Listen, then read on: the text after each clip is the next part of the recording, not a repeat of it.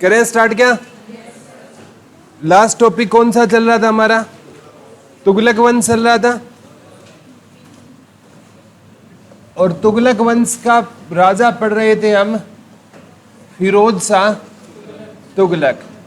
तुगलक वंश है ना, ये 1320 से लेकर 1400 सबसे लंबा कार्यकाल था ना। इसका पहला राजा कौन होता था बेटा? गाजी मलिक। और गाजी मलिक को ही किस नाम से जाना जाता था?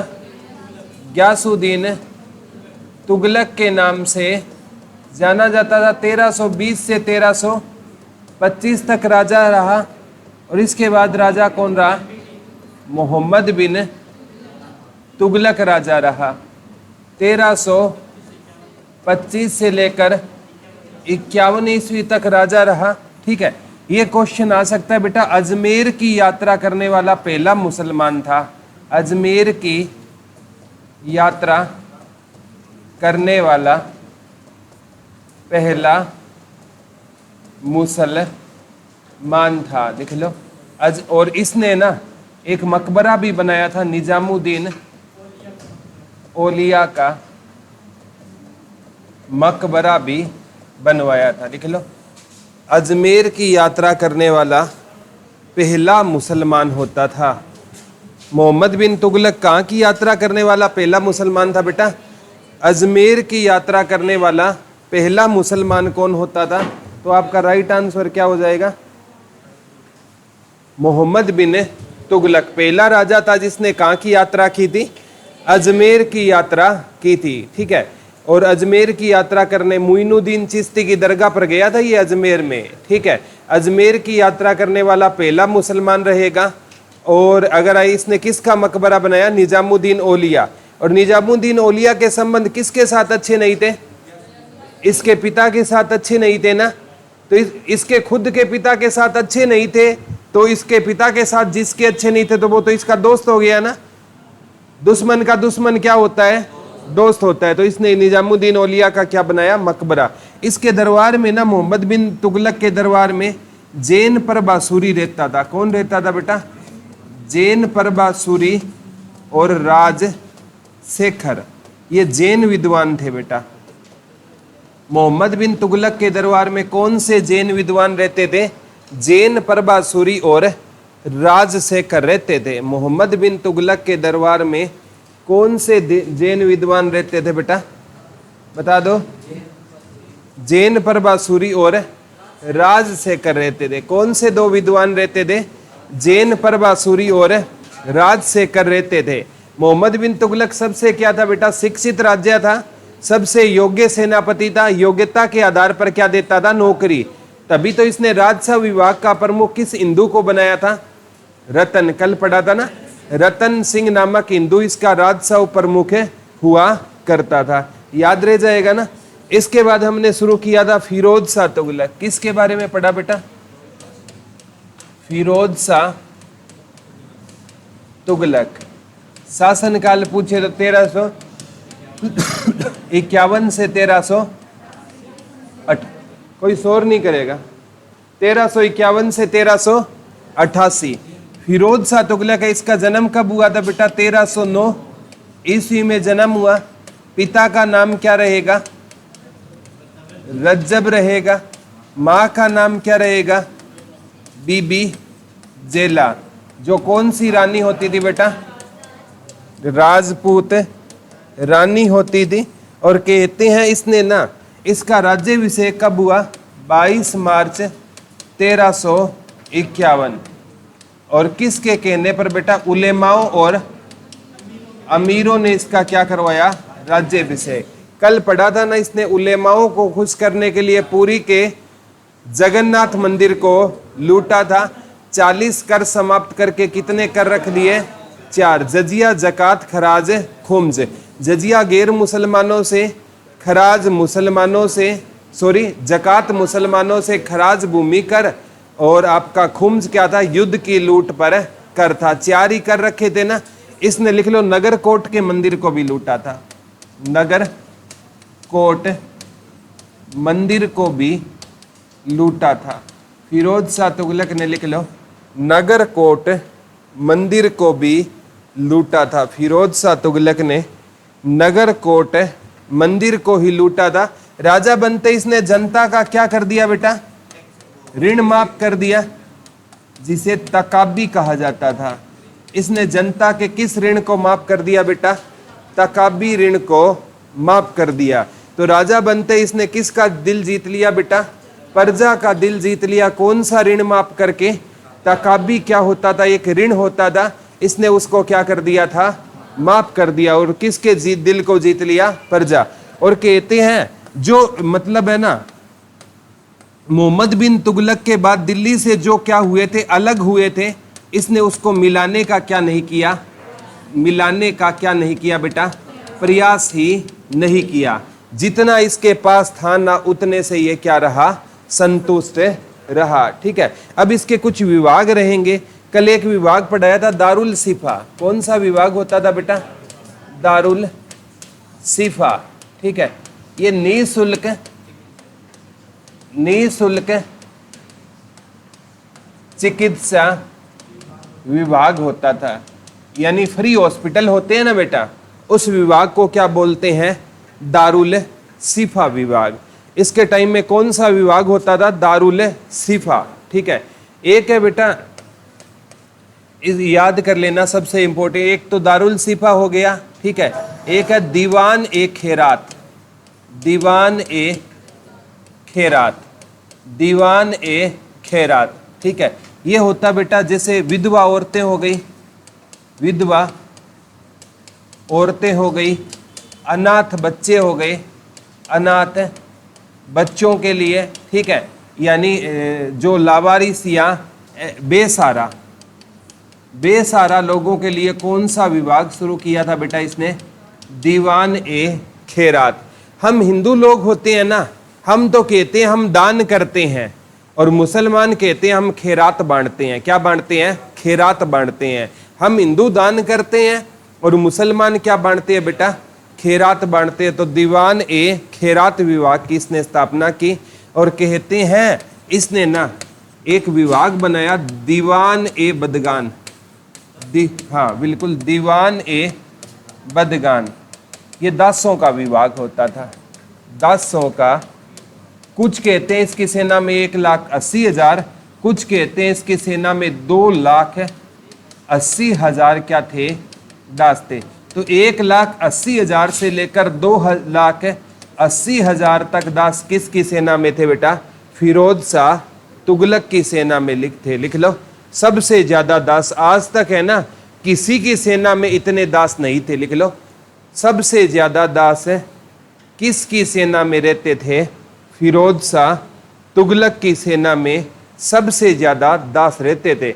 दास प्रथा को ना बेटा 1564 में अकबर समाप्त करेगा। कौन समाप्त करेगा? अकबर समाप्त करेगा, वो पढ़ेंगे हम। ठीक है, 1562 से 64 तक है ना, 1564 में सॉरी उसने जजिया समाप्त किया था। 1562 के आसपास उसने दास प्रथा को क्या कर दिया था? समाप्त कर दिया। 1564 में कौन सा कर समाप्त किया था अकबर ने? जजिया समाप्त किया, वो आगे हम पढ़ेंगे। तो दास प्रथा को खत्म करने वाला राजा कौन होता था? अकबर होता था। और सबसे ज्यादा दास किसकी सेना में थे? फिरोज शाह तुगलक की सेना में। 1,80,000 से लेकर 2,80,000 तक दास किसकी सेना में थे?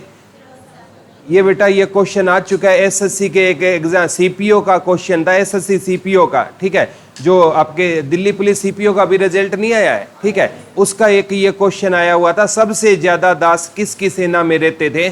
फिरोज शाह तुगलक की सेना में सबसे ज्यादा दास। और औरंगजेब की सेना में सबसे ज्यादा हिंदू सेनापति होंगे। हालांकि औरंगजेब हिंदुओं से नफरत करता था, लेकिन सबसे ज्यादा हिंदू सेनापति औरंगजेब की सेना में थे। ठीक है, तो इसने ना मतलब विधवाओं के लिए कौन सा विभाग शुरू किया? दीवान ए खैरात। दारुल सिफा क्या था? निःशुल्क विभाग था। ठीक है, और इसे बेटा दिल्ली सल्तनत का या सल्तनत कालीन अकबर बोलते हैं। इसे क्या बोलते हैं? सल्तनत कालीन अकबर कहा जाता है। लिख लो, इसे क्या कहा जाता है बेटा? दिल्ली सल्तनत का अकबर या सल्तनत कालीन अकबर कहा जाता है। फिरोज शाह तुगलक को लिख लो, दिल्ली सल्तनत का अकबर या सल्तनत कालीन अकबर कहा जाता है। लिख लो, फिरोज शाह तुगलक को दिल्ली सल्तनत का क्या बोलते हैं? अकबर बोलते हैं। या सल्तनत कालीन अकबर किसे बोला जाता है बेटा?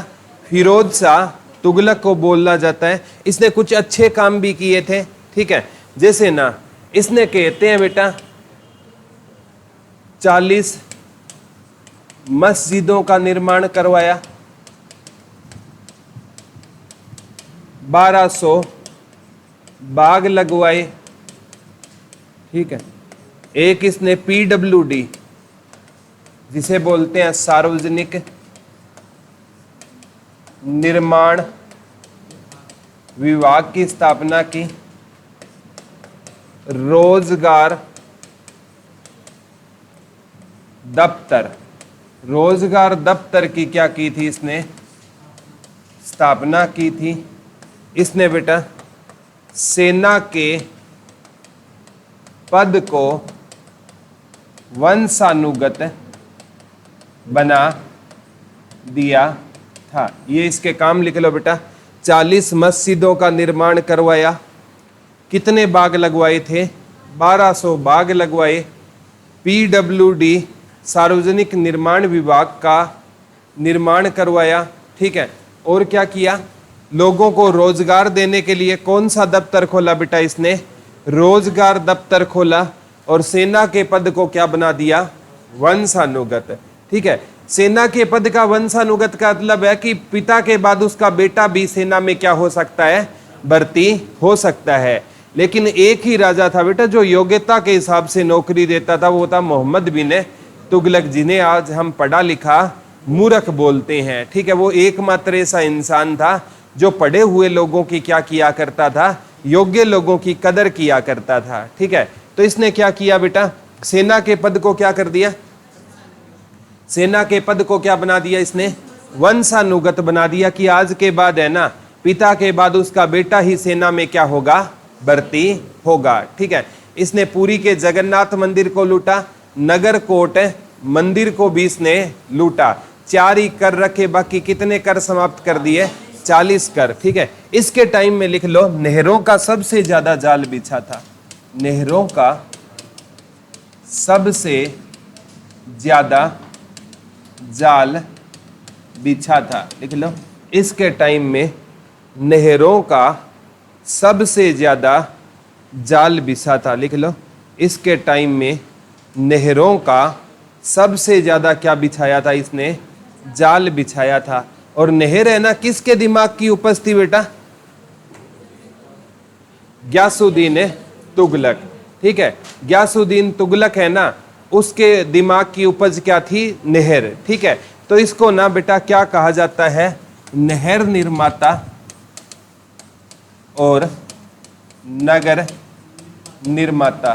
लिख लो, फिरोज शाह तुगलक को इतिहास में नहर निर्माता और नगर निर्माता कहा जाता है। लिख लो, फिरोज शाह तुगलक को इतिहास में किस नाम से जाना जाता है बेटा?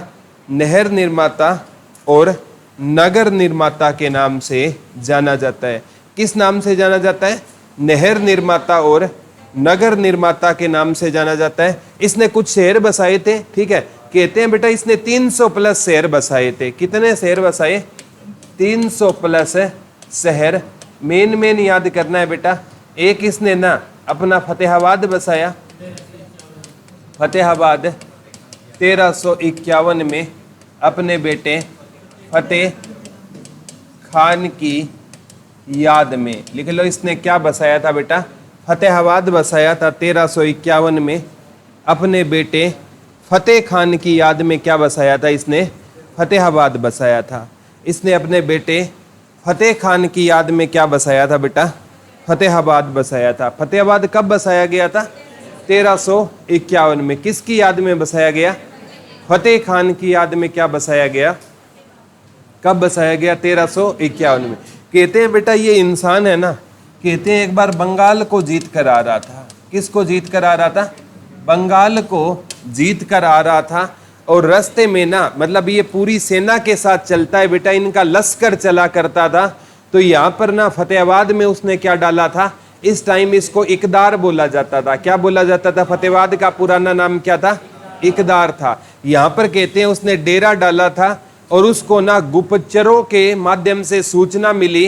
एक सेनापति दौड़ा हुआ आया, बोला हजूर आपको ना बहुत बहुत मुबारक, आपको पुत्र रत्न की क्या हुई है? प्राप्ति हुई है। ठीक है, तो कहते हैं इसने एक हीरो की माला अपने गले में थी, उस सेनापति को दे दी। बोला आज हमें क्या मिली है? हमने बंगाल को जीता है। मुसलमान जीत को बोलते हैं फतेह। बोला आज हमें फतेह मिली है, तो मेरे बेटे का नाम क्या होगा? फतेह खान होगा। और जिस जगह हम रुके हैं वहां पर एक शहर बसा दो बेटे के नाम पर। और उस शहर को कालांतर में किस नाम से जाना गया? फतेहाबाद के नाम से जाना गया। ठीक है, अगर एक बार ये ना सरकार नई रिपीट हुई ना, तो फतेहाबाद का नाम बदला हुआ दिखा दूंगा मैं आपको। ठीक है, जितने भी ये पुराने नाम है ना, मुस्लिम नाम है, सारे के सारे बदले जा रहे हैं। तो आने वाले टाइम में आज आपको अलग लग रहा होगा, फतेहाबाद का नाम भी बदला जाएगा। क्योंकि ये किसके नाम पर है बेटा? फिरोज शाह तुगलक के बेटे फतेह खान के नाम पर क्या बसाया गया है? फतेहाबाद बसाया गया है। किसके नाम पर बसाया गया है?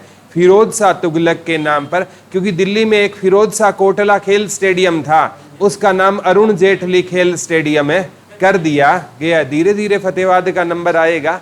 ठीक है, चलो कोई दिक्कत नहीं है, आप इतने जॉब लग जाओगे फिर आपको कोई दिक्कत नहीं आएगी। ठीक है, तो फतेहाबाद है ना, ये किसने बसाया था? फिरोज शाह तुगलक ने बसाया था। तो फिरोज शाह तुगलक ने फतेहाबाद में क्या डाला था बेटा? डेरा डाला था। हो सकता है इस गुरुकुल में ही डाला हो। ठीक है, आपा उस टाइम थे थोड़ी। ठीक है, फतेहाबाद में कहीं भी डाल सकता है, हो सकता है यहाँ पर रुका हो वो। ठीक है, तो यहाँ पर क्या बसाया गया? फतेहाबाद बसाया गया।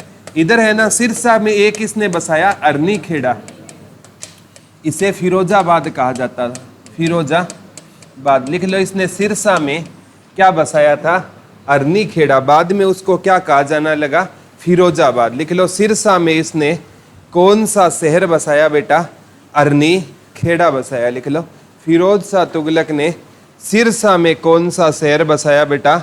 हरनी खेड़ा बसाया। ठीक है, और 1354 में कहते हैं इसने इंसार बसाया। 1354 में क्या बसाया? इंसार।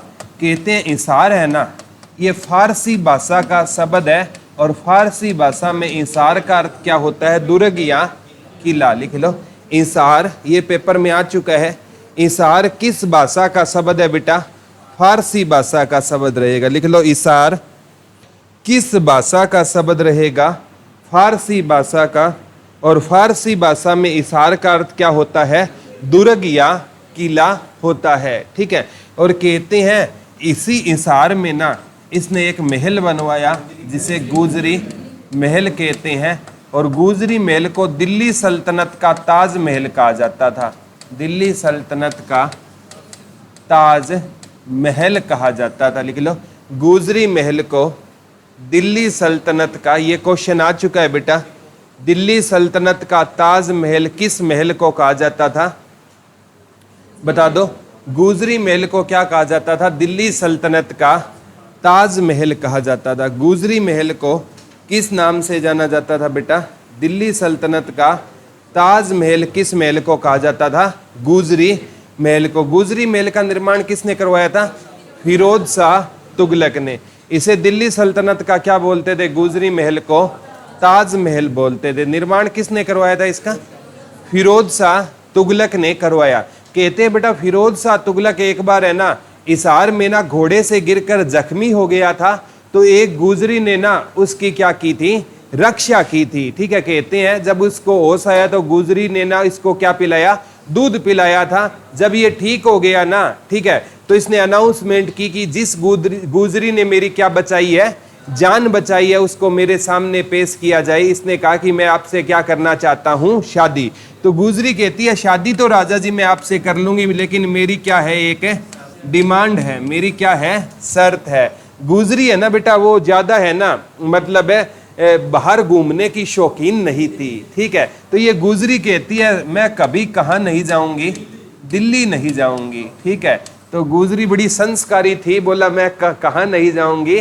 दिल्ली नहीं जाऊंगी, मैं तो यहीं पर रहूंगी। तो इसीलिए गुजरी की याद में इसने कौन सा महल बनवा दिया? गुजरी महल बना दिया, जिसे दिल्ली सल्तनत का क्या बोलते थे?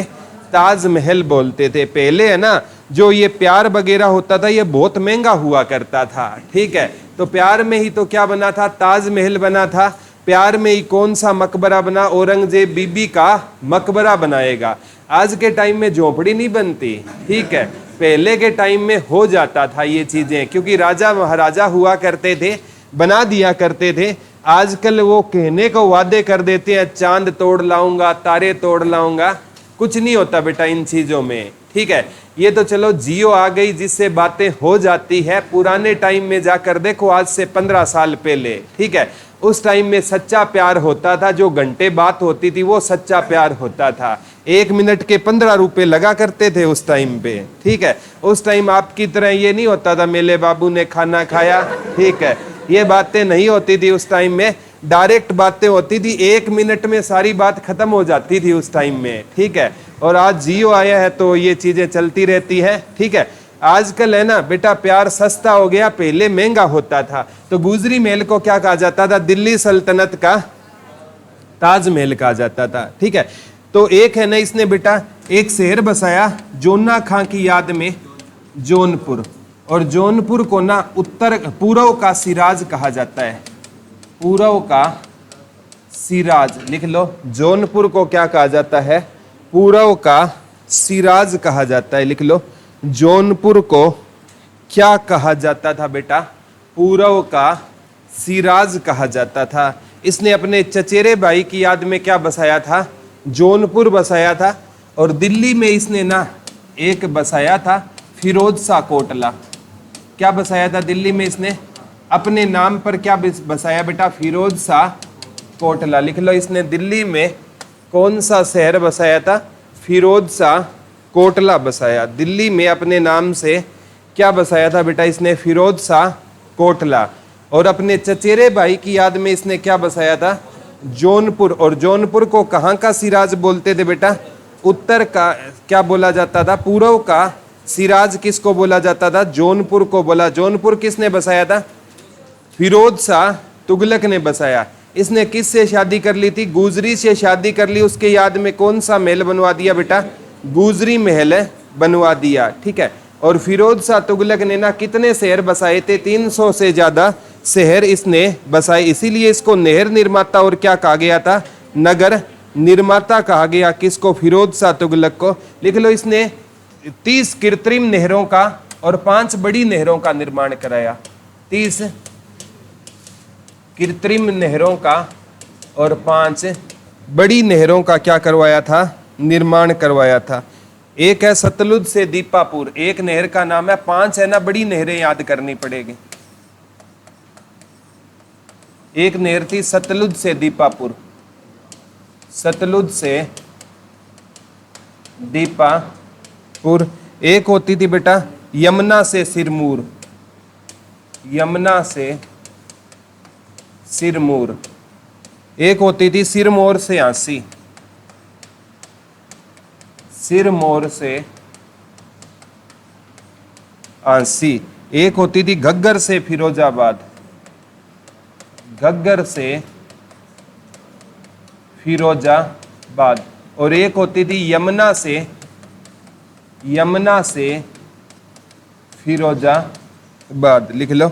एक होती थी यमुना से फिरोजाबाद, लिख लो, फिर ये याद कराएंगे। एक यमुना से क्या होती थी, फिरोजाबाद होती थी, लिख लो। एक यमुना से फिरोजाबाद होती थी। ये 5 नहरें लिख लो बेटा, यहाँ से क्वेश्चन पक्का पूछा जाएगा, ठीक है। ये 5 नहरें लिख लो।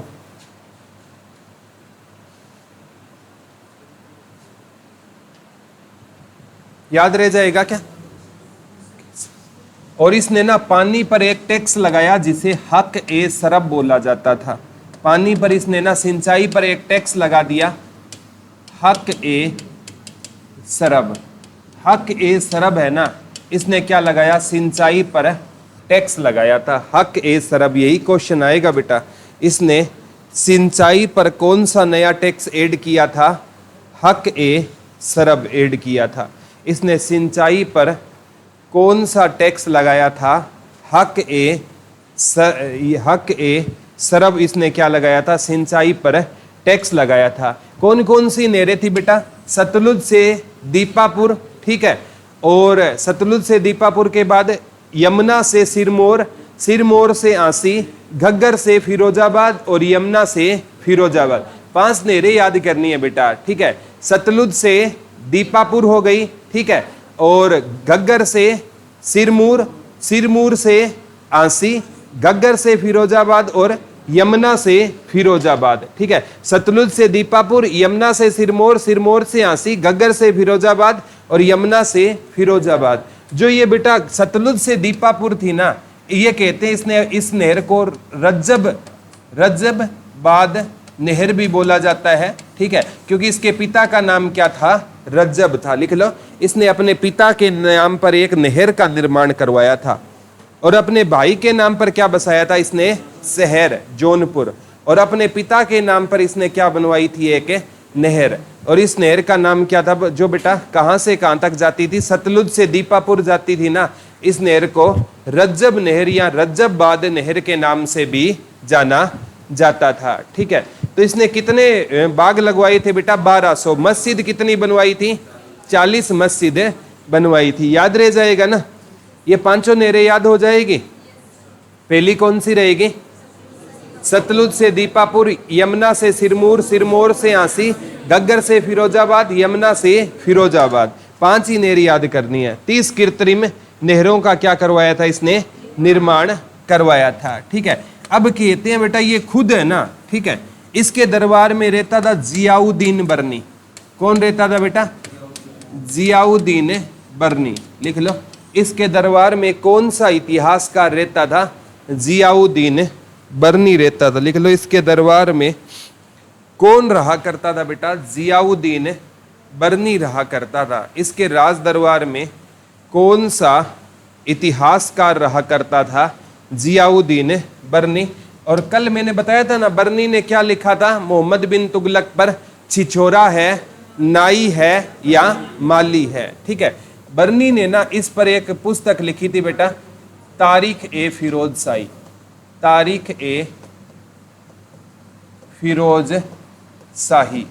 तारीख ए फिरोज शाही किसकी पुस्तक होती थी? जियाउद्दीन बरनी की होती थी, ठीक है। एक इसने लिखी थी फतुहात ए जहांगीरी।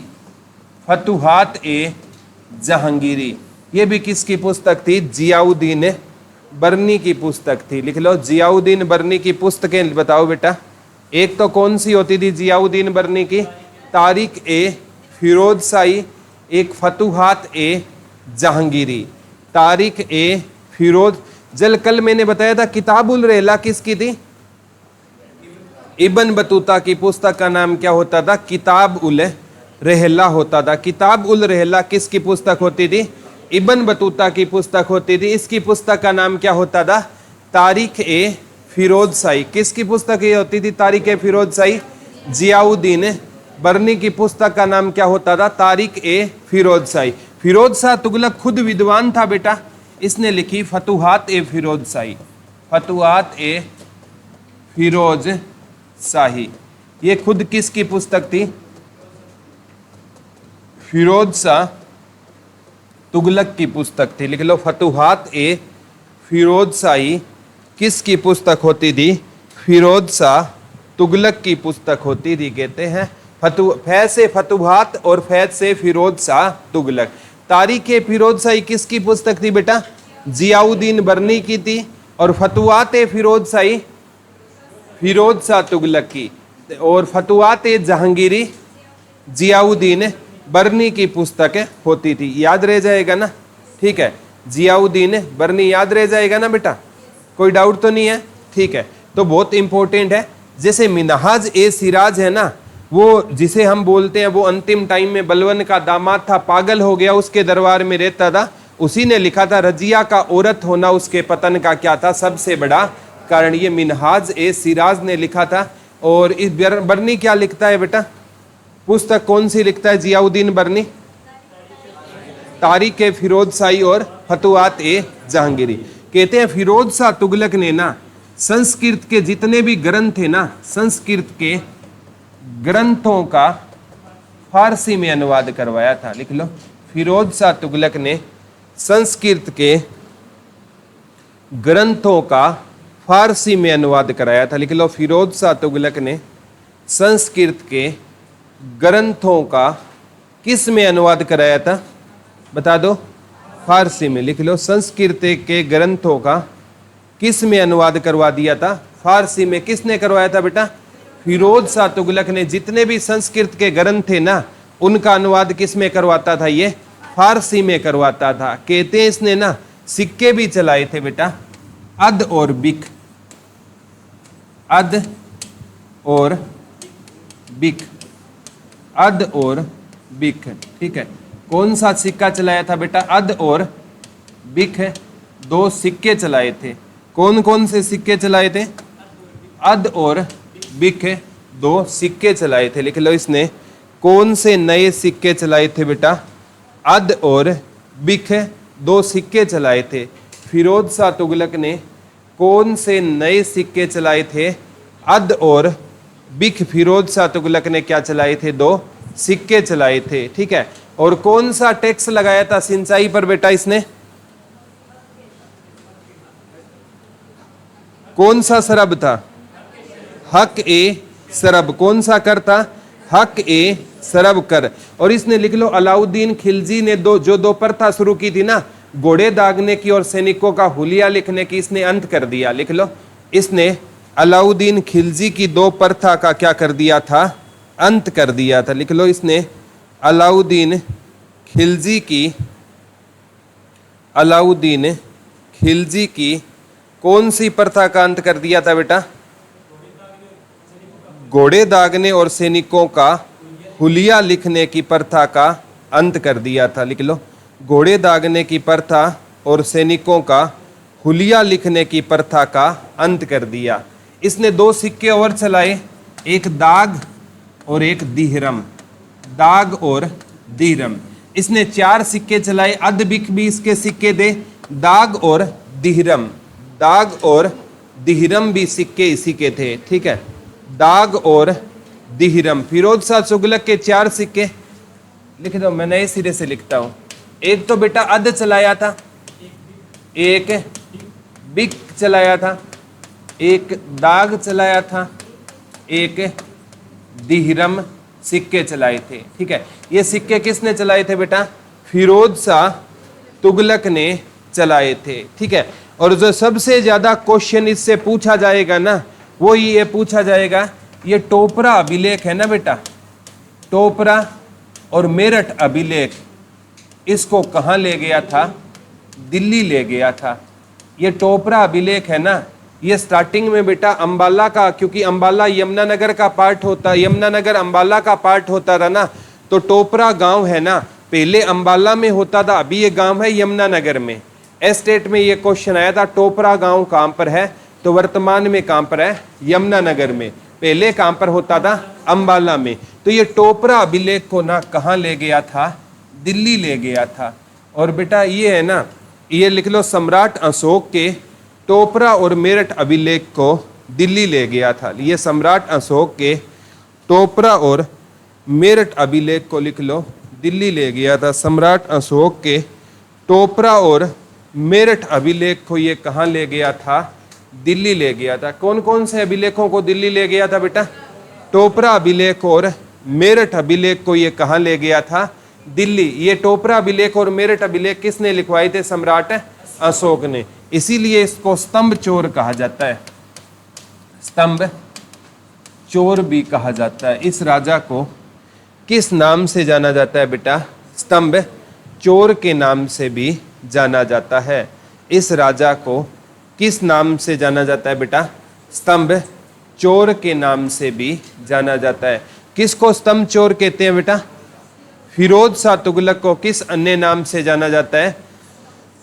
स्तंभ चोर के नाम से भी जाना जाता है। इसने कहते हैं ताश घड़ियाल नामक एक घड़ी की स्थापना की थी। ताश घड़ियाल नामक एक घड़ी की स्थापना की थी। लिख लो, इसने ताश घड़ियाल नामक एक घड़ी की स्थापना की थी। लिख लो, इसने ताश घड़ियाल नामक क्या लगवाई थी, एक घड़ी का निर्माण करवाया था। इसने ताश घड़ियाल नामक किसकी स्थापना की थी, घड़ी की स्थापना की थी। किसने की थी बेटा ताश घड़ियाल नामक घड़ी की स्थापना? फिरोज शाह तुगलक ने की थी। किस घड़ी की स्थापना की थी? ताश घड़ियाल नामक एक घड़ी की स्थापना की थी फिरोज शाह तुगलक ने की थी।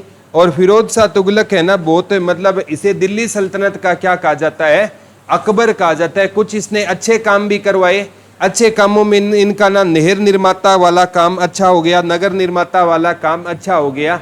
लेकिन ना इसने ना, लिख लो, हरियाणा के लोगों के साथ बहुत बुरा व्यवहार किया। लिख लो, फिरोज शाह तुगलक ने हरियाणा के लोगों के साथ बहुत बुरा व्यवहार किया। हरियाणा में इसके टाइम में विद्रोह भी हुए थे बेटा, गोहाना विद्रोह।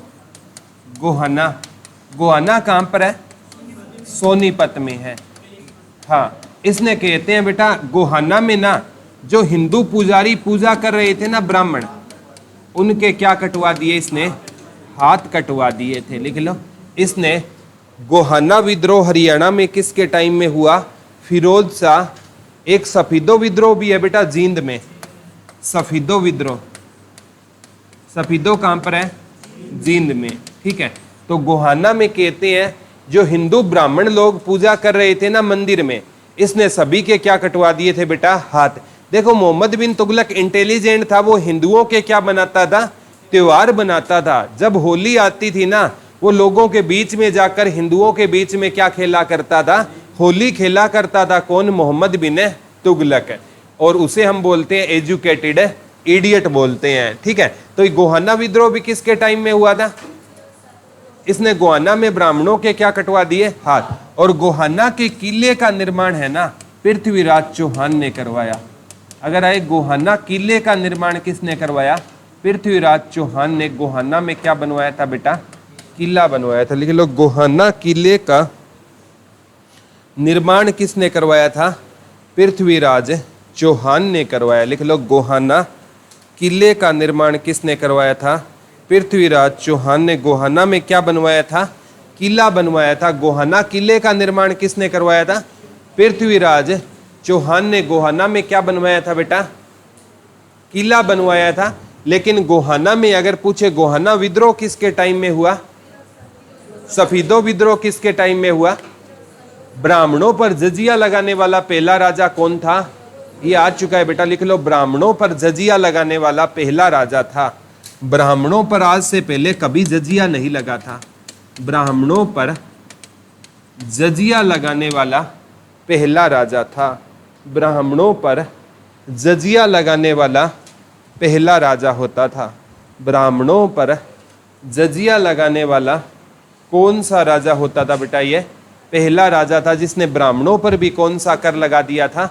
जजिया लगा दिया। किसने लगाया था ब्राह्मणों पर जजिया? फिरोज शाह तुगलक ने ब्राह्मणों पर भी क्या लगा दिया था? जजिया। कौन सी घड़ी की नामक घड़ी बनवाई थी इसने? ताश घड़ियाल नामक एक घड़ी की स्थापना की। गोहाना विद्रोह भी इसके टाइम में हुआ, सफीदो विद्रोह भी इसके टाइम में हुआ। याद रह जाएगा ना? Very good. ठीक है, तो इंपॉर्टेंट है। फतेहाबाद में लिख लो, पानी लाने वाला भी ये पहला शासक था। फतेहाबाद में पानी किसके टाइम में आया था? फिरोज शाह तुगलक के टाइम में आया था। फतेहाबाद में पानी लाने वाला भी ये पहला शासक था। फतेहाबाद में पानी लाने वाला भी ये क्या था? पहला शासक था। और वो कहते हैं 1388 में फिरोज शाह तुगलक की मृत्यु हो गई। उसके बाद छोटे छोटे राजा और बने, गयासुद्दीन सेकंड, अबू बकर, मोहम्मद शाह। ठीक है, नाम मात्र के राजा थे। लेकिन 1388 से 1414 तक अंतिम राजा रहा, वो कौन रहा? नसीरुद्दीन महमूद रहा।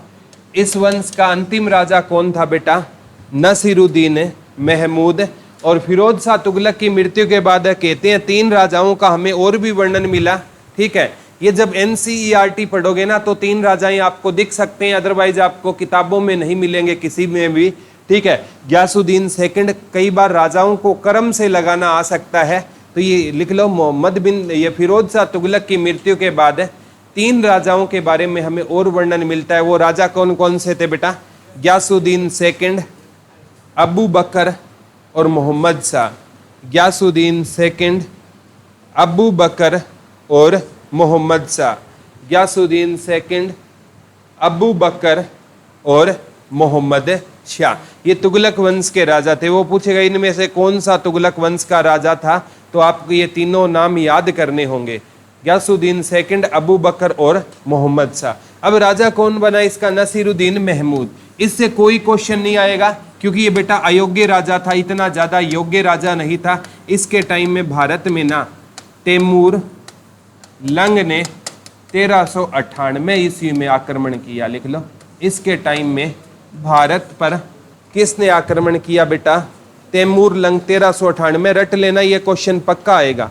इसके टाइम में तैमूर लंग ने 1398 ईस्वी में क्या किया था? आक्रमण किया था। इसके टाइम में 1398 ईस्वी में किसने आक्रमण किया था बेटा? तैमूर लंग ने आक्रमण किया। और जो बाबर होगा ना बेटा, वो किसका वंशज रहेगा? तैमूर का। एक तो बाबर है ना, इल्तुतमिश के टाइम में चंगेज खान ने आक्रमण किया, तो बाबर चंगेज खान का वंशज था। और एक बाबर किसका वंशज था बेटा?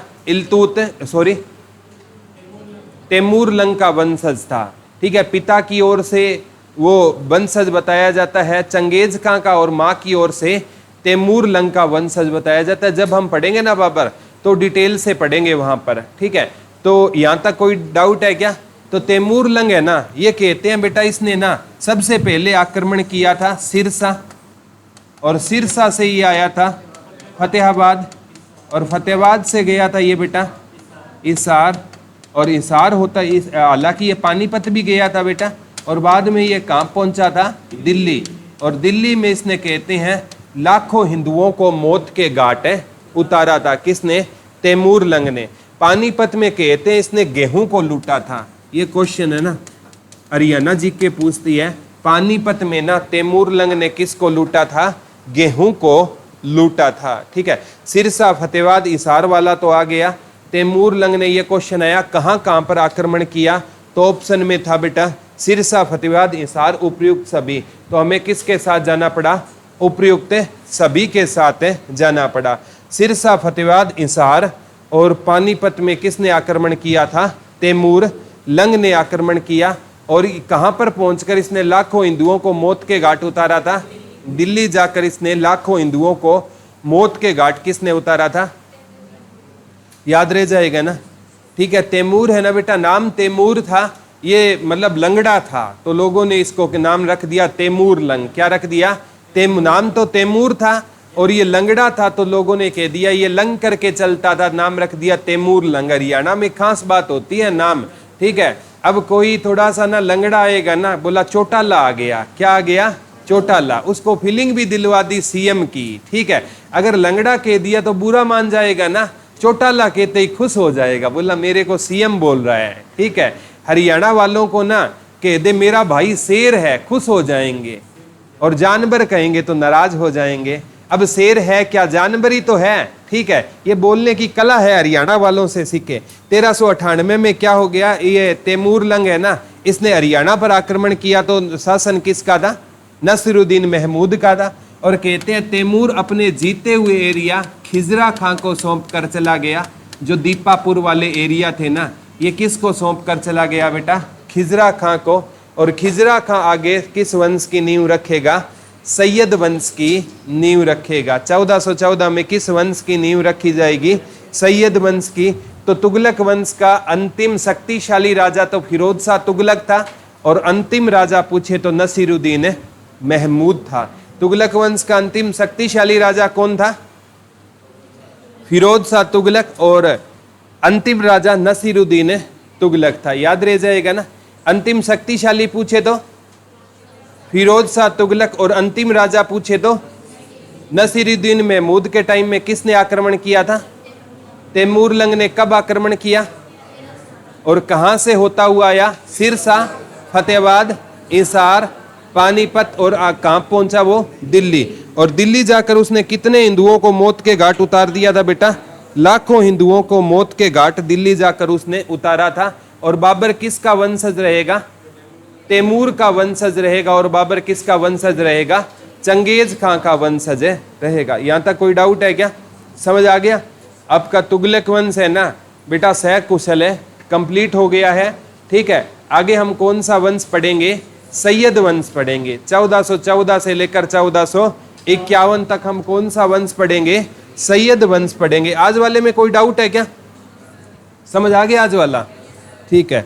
कल बेटा टीचर डे है ना, अध्यापक दिवस ही है, डॉक्टर सर्वपल्ली राधाकृष्णन जी की याद में मनाते हैं। ठीक है, अगर आप फंक्शन करने जा रहे हो ना, ये इसमें टीचर को इन्वॉल्वमेंट कम से कम रखना। ठीक है, अदरवाइज फंक्शन सारा टीचर वो बोलते रहेंगे 2-3 घंटे और आपका टाइम है और बच्चे निकल जाएंगे, फिर कोई फायदा नहीं हुआ ऐसे फंक्शन का। मैं पिछली बार भी बोल रहा था, टीचर की इन्वॉल्वमेंट कम से कम रहनी चाहिए। ठीक है, आप हमें रोज सुनते हो, फिर उस दिन क्यों सुनोगे आप? ठीक है, मैक्सिमम टीचर की इन्वॉल्वमेंट सारे फंक्शन में आधे घंटे से ज्यादा नहीं होनी चाहिए। ठीक है, कल इस बात का ध्यान रखना। और एक प्रॉपर स्टेज होल्डिंग करने वाला बच्चा चाहिए, कम से कम 2 बच्चे होने चाहिए। और कोई बीच में शोर नहीं करेगा, क्योंकि उस दिन बाहर से भी आते हैं, तो थोड़ा सा डेकोरम मैनेजमेंट आपकी होनी चाहिए। उनको लगना चाहिए कि वास्तव में गुरुकुल में सिंसियर बच्चे पढ़ते हैं। यहाँ पर कोई स्टेज होल्डिंग कर रहा है, पीछे शोर कर रहे हैं, बाहर से आए ना, वो आपको देखकर ही सीखते हैं। ठीक है, थोड़ा सा आपका फंक्शन है, तो कल उम्मीद करूंगा टीचरों की इन्वॉल्वमेंट बिल्कुल कम रहेगी इसमें। ठीक है, और ज्यादा से ज्यादा बच्चों की परफॉर्मेंस आज ही नोट कर लो, कौन सिंगिंग में करेगा, कौन डांसिंग में है, कौन मतलब जो भी है शेरो शायरी है, कोई गीत है, ये बच्चों की इन्वॉल्वमेंट ज्यादा से ज्यादा इसमें होनी चाहिए। बाकी आप समझदार हो। Thank you.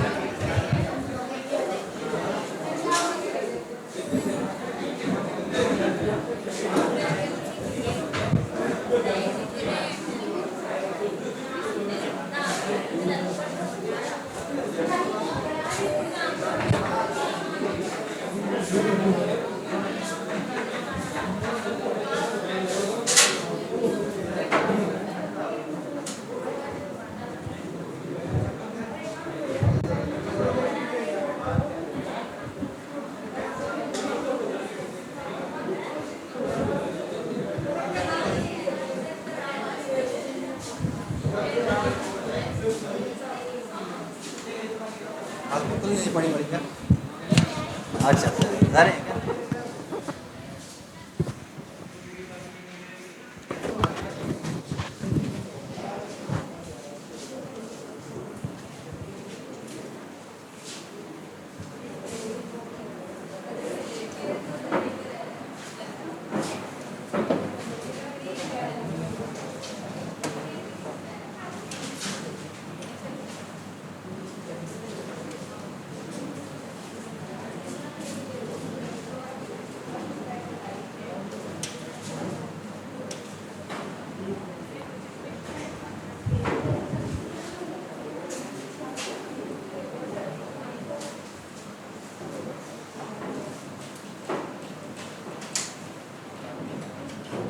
कर देंगे स्टार्ट। इसको स्टार्ट करना भाई एक बार। हेलो, गुड़िया से स्टार्ट करना।